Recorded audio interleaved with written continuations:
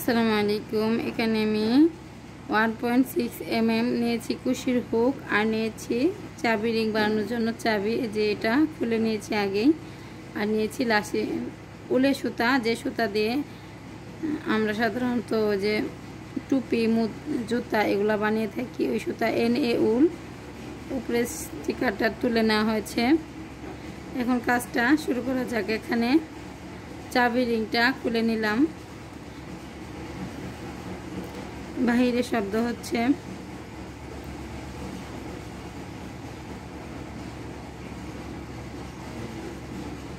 প্রথমে এভাবে ম্যাজিকিং করে নিব, ম্যাজিকিং করে ভিতর থেকে বের করে নিব।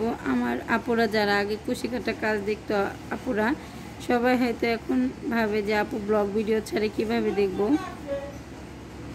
কিন্তু এখন আবার কুশি কাটার কাজটা শুরু করেছি। যেহেতু আমি কুশি কাটার কাজ দিয়ে ভাইরাল, আমার কুশি কাটার কাজই করতে হবে। অনেক আপুদের বড় বড় ইউটিউবারদের কাছে বুঝেছি না, আমার কুশি কাটার কাজই দিতে হবে, তাই আবার কাজটা শুরু করলাম।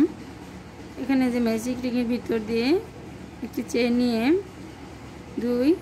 তিনটি চেন নিয়ে 3টি চেন সম পরিমাণ করে আমি এখানে ডাবল ক্রোশেট উঠিয়ে নেব। 3টি চেন সম পরিমাণ একটি ডাবল ক্রোশেট, তারপরে একটি ডাবল ক্রোশেট, দুটি হলো 3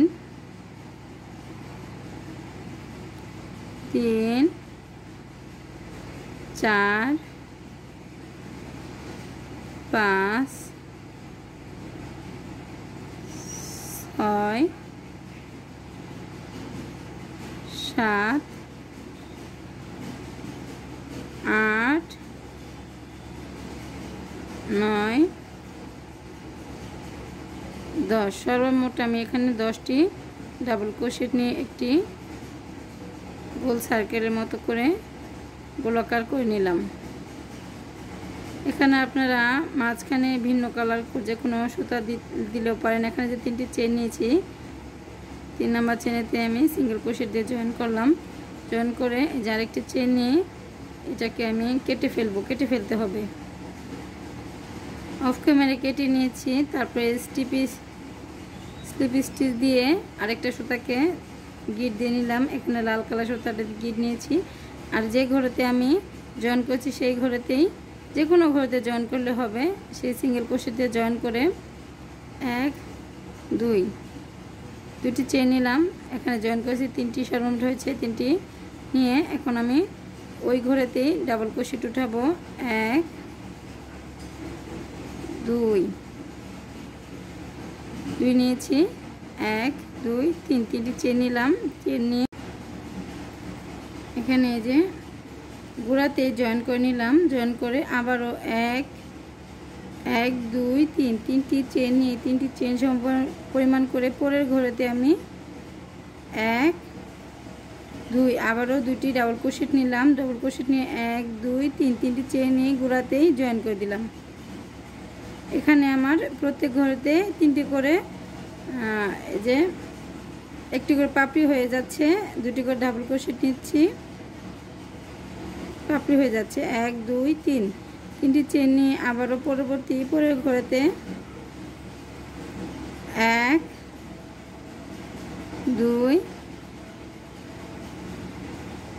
2টি নিলাম। আপনারা এখানে 3টিও নিতে পারেন, যেহেতু শুরু থেকে আমি 2টি করে নিয়েছি আর পাপড়িগুলোও সমান হচ্ছে। 1 2 3, 3টি চেন নিয়ে গোড়াতেই আমি জয়েন করে দিলাম। আবারও 1 2 3, 3টি চেন নিয়ে তার পরবর্তী ঘরেতে সেমভাবে এই যে 3টি পাপড়ি যে দেখালাম একই রকমভাবে আমি সম্পূর্ণটাই করে নেব। একই রকমভাবে আমি সবগুলা পাপড়ি করে নিয়েছি। এখন 1 2 3, 3টি চেন নিয়ে গোড়াতেই জয়েন করে নিলাম।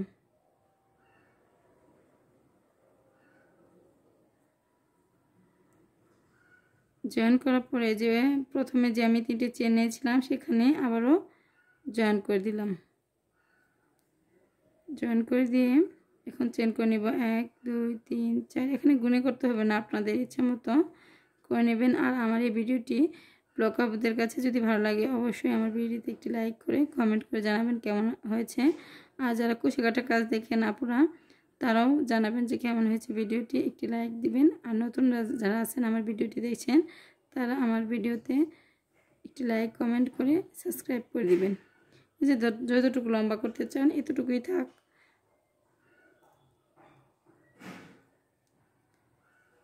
যে আবারও আরেকটি সিঙ্গেল ক্রোশেট উঠিয়ে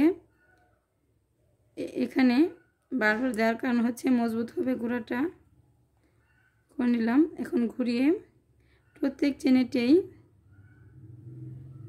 চেনেতে একটি করে সিঙ্গেল ক্রোশেট আমি নিয়ে নেব। এভাবে প্রত্যেক চেনের ভিতর থেকে সিঙ্গেল ক্রোশেট নিয়ে এই সম্পূর্ণ চেনের কাজটাই শেষ করে নেব।